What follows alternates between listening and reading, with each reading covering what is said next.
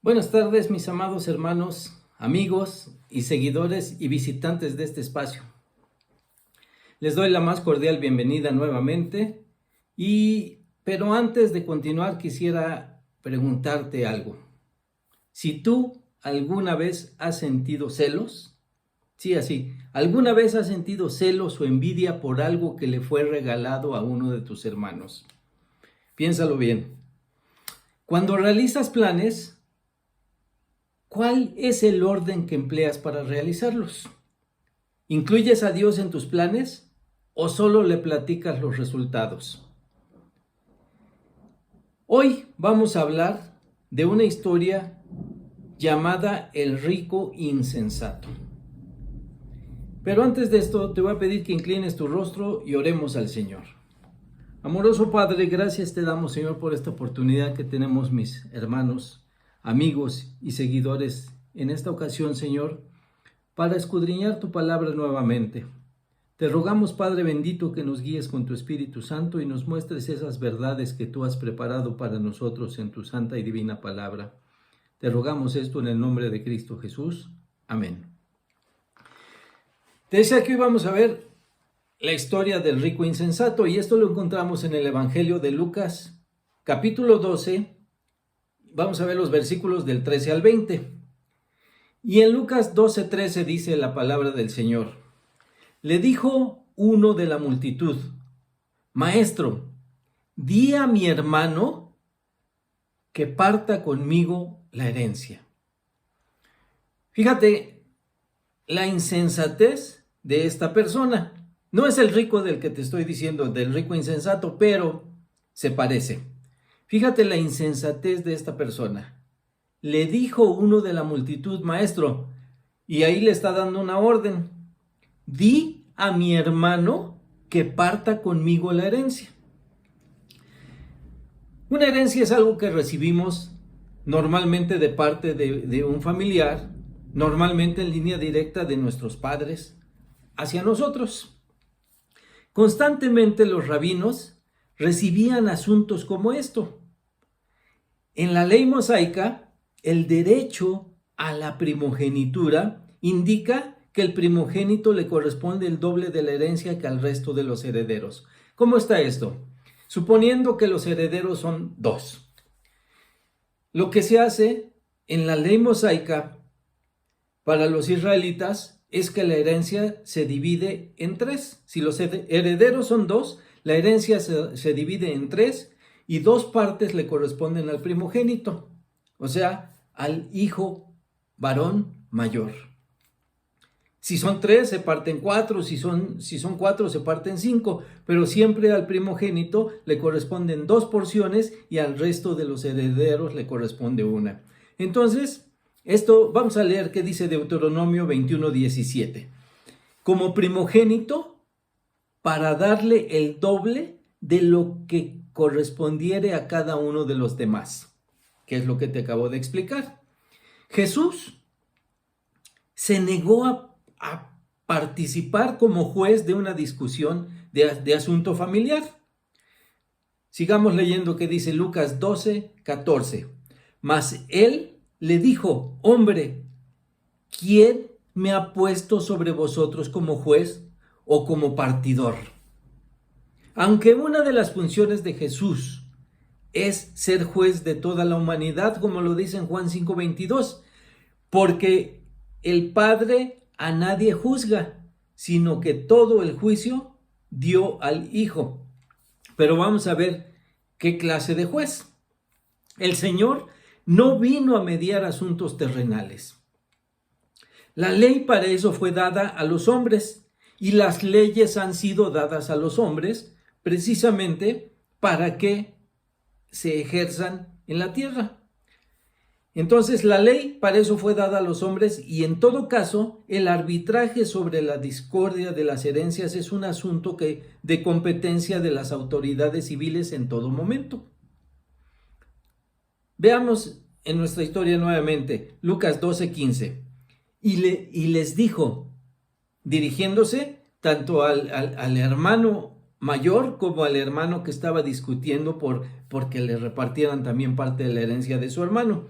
Dice, y les dijo, mirad y guardaos de toda avaricia, porque la vida del hombre no consiste en la abundancia de los bienes que posee. Jesús enseña que la vida abundante no consiste en ambicionar las riquezas terrenales.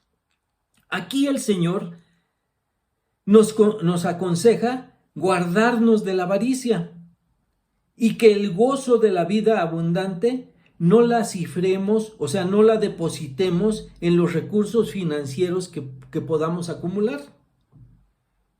Como dice Mateo 6, versículos del 19 al 20, no os hagáis tesoros en la tierra, donde la polilla y el orín corrompen, y donde los ladrones minan y hurtan, sino haceos tesoros en el cielo, donde ni la polilla ni el orín corrompen, y los ladrones no minan ni hurtan. La vida es más que bienes materiales. Aunque mucha gente deposita su vida y da la vida por los asuntos materiales.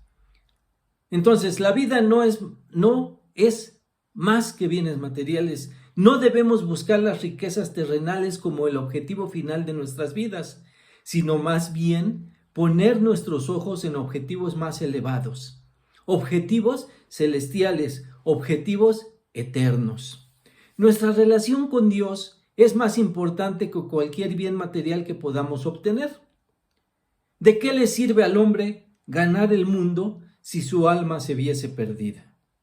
Después, el Señor a ambos les habló enseñándoles con una parábola para que reflexionaran acerca del verdadero valor de la herencia que ambos ambicionaban, tanto el que la tenía como el que la quería.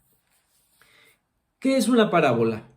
Una parábola es una historia para mostrarnos asuntos celestiales, para mostrarnos asuntos eternos, asuntos de Dios. Entonces, esta historia que les relata el Señor Jesucristo a estos hermanos, la encontramos en Lucas 12:16. También les refirió una parábola, diciendo, la heredad de un hombre rico había producido mucho. En este caso, se trataba de un hombre labrador del campo. Se preocupó en trabajar para ser tan rico que había logrado producir muchos frutos, dice esta parábola, ahorita lo vamos a ver.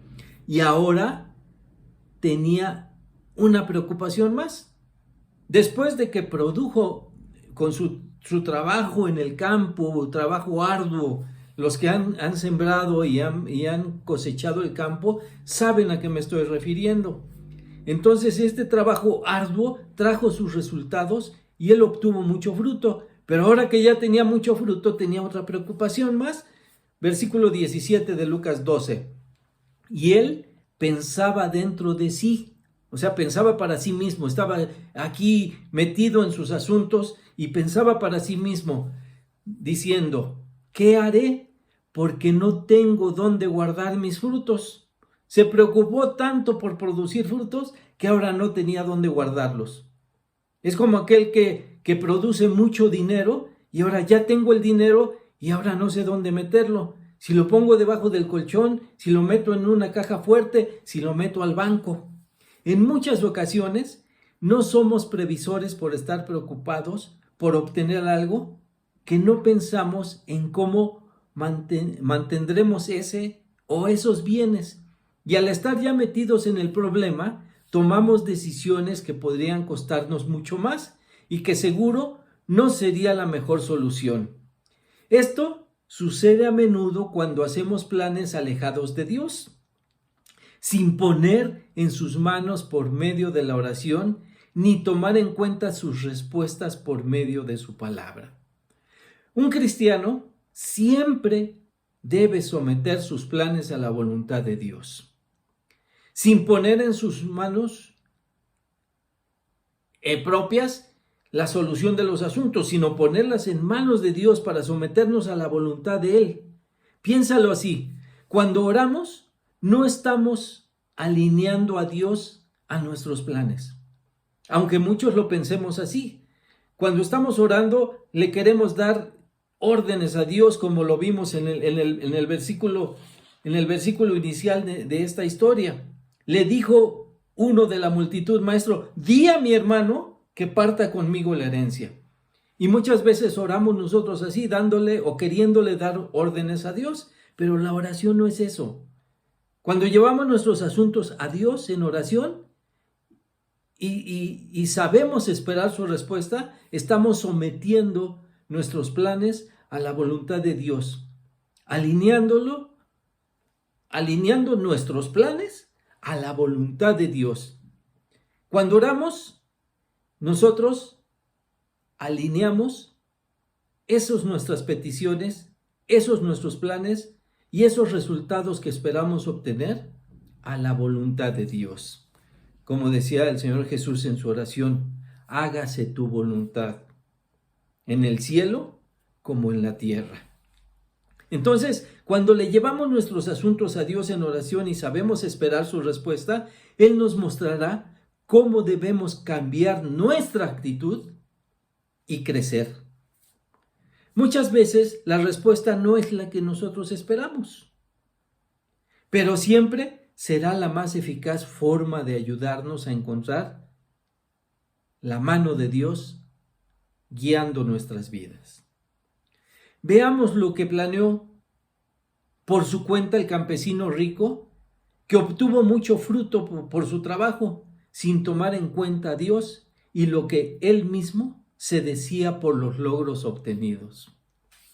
Lucas 12, versículos del 18 al 19. Y dijo: esto haré, derribaré mis graneros. Imagínense, derribaré mis graneros. ¿Cuánto le iba a costar eso? Ya había edificado unos graneros para lo que él estaba acostumbrado a trabajar. Pero ahora, como tenía abundancia de frutos, decía: ¿qué voy a hacer? Pues ya sé, voy a derribar mis graneros y los edificaré mayores. Y allí guardaré todos mis frutos y mis bienes, y diré a mi alma, o sea, ahora volteo hacia acá, a mi alma: muchos bienes tienes guardados para muchos años. Repósate, come, bebe y regocíjate. Fíjense el consejo que se estaba dando este hombre, seguro de que viviría muchos años de reposo, de comida, de bebida, regocijándose por sus logros obtenidos. Notemos cómo en ninguna de estas frases, en ninguna de estas palabras, notemos cómo en ningún momento le agradece a Dios por haberle dado tan abundante cosecha. Tampoco vemos que haya dicho que apartaría el diezmo de lo obtenido. Más bien se decía seguro que ya tenía solucionada la vida por muchos años para descansar, comer, beber, regocijarse en su abundancia. Pero sigamos leyendo la historia en Lucas 12:20. Pero Dios le dijo: necio, esta noche vienen a pedirte tu alma, y lo que has provisto, ¿de quién será? ¿Dónde está entonces la necedad? Es decir, la insensatez de este hombre. Veamos, para que nosotros aprendamos y no caigamos en el mismo error que él. Lucas 12:21. Así es el que hace para sí tesoros y no es rico para con Dios. Todo lo que hagamos, todo lo que planeemos en nuestras vidas, debe de estar alineado con los planes de Dios. Todo lo que hagamos, dice la palabra de Dios, hagámosla como para el Señor. El hombre de esta historia murió antes que pudiera disfrutar de los frutos almacenados en sus graneros. Es más, ni tiempo tuvo de engrandecer sus graneros. Planear para nuestra jubilación, prepararnos para vivir bien antes de morir, es una cosa sabia, es sabio. pero pasar por alto el consejo de Dios para después de la muerte es desastroso. Dice la palabra de Dios: busca primero el reino de Dios y su justicia. Si piensas en acumular tesoros solo para enriquecerte, sin preocuparte por los demás, sin compartir el mensaje de la palabra de Dios con otros, entonces irás a la eternidad con las manos vacías. Es necesario que prediquemos a toda criatura y enseñemos a buscar el reino de Dios y su justicia por medio de su evangelio, para obtener así la vida abundante que el Señor nos ha ofrecido. En Juan 3:18 dice: el que en él cree no es condenado, pero el que no cree ya ha sido condenado, porque no ha creído en el nombre del unigénito Hijo de Dios. El hombre de esta historia del Señor Jesucristo seguramente estaba alejado de Dios. Sus planes estaban alejados de Dios y por lo tanto él no tuvo el tiempo de gozar de esa vida abundante que el Señor te ofrece. Esto es en obediencia al Espíritu Santo.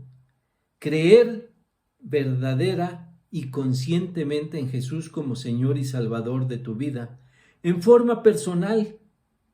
Y si guiado también por el Espíritu Santo confiesas con tu voz que Él es tu Señor y Salvador, entonces serás salvo.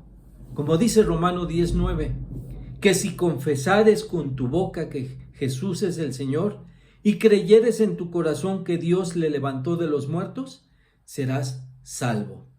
¿Salvo de qué, amigo, que nos escuchas? Salvo del pecado y de su condenación, porque la paga del pecado es muerte, mas la dádiva de Dios es vida en Cristo Jesús. Salvos para alcanzar así la vida eterna en presencia del Señor. Quisiera invitarte también, hermano, a que ores al Señor y que todos los planes que tú tengas en esta vida los alinees a la voluntad de Dios. Que sí, Dios es tu amigo, Dios te quiere escuchar y podemos poner en sus manos nuestros planes. Platicarle los planes y deseos que tenemos de prosperar, pero no pasar por alto la voluntad de Dios, sino hacer esto confiados y tomados de la mano del Señor, de que Él nos llevará a una vida abundante. Pero lo primero que tenemos que hacer es, 1, orar. 2, someter nuestras vidas a la voluntad del Padre. 3, obedecerle. Y lo principal, rendirnos a los pies de Cristo, pidiéndole que Él sea nuestro Señor y Salvador de nuestras vidas, para que así podamos gozar de la vida abundante, de la vida eterna que Él nos ofrece. Te pido que inclines tu rostro y oremos nuevamente al Señor. Bendito Padre, te damos gracias, Señor, por esta oportunidad que nos diste de escudriñar tu palabra, Padre, de escuchar esta historia acerca del hombre insensato, que por buscar las riquezas se olvidó de lo más importante, de su alma, de la salvación de su alma, de buscar, Señor, primeramente el reino de Dios y su justicia. Te pedimos, Padre, que cada uno de nosotros aprendamos a orar y a someter nuestros planes, nuestra voluntad a tu voluntad, Señor, para que se haga de acuerdo a lo que tú tienes planeado para nuestras vidas, que siempre, Señor, sabemos será lo mejor, aunque en ocasiones no nos guste. Pero sabremos, Señor, que tú, que ves más delante de nosotros, que tú ves la eternidad, Padre bendito, nos puedes guiar a mejores caminos, a excelentes caminos, a lo que es mejor para la vida de cada uno de nosotros. Te rogamos y te pedimos esto en el nombre de Cristo Jesús. Amén. Me despido de ustedes, no sin antes invitarlos a que estén con nosotros en otra transmisión para seguir conociendo cada vez más acerca de la palabra de Dios.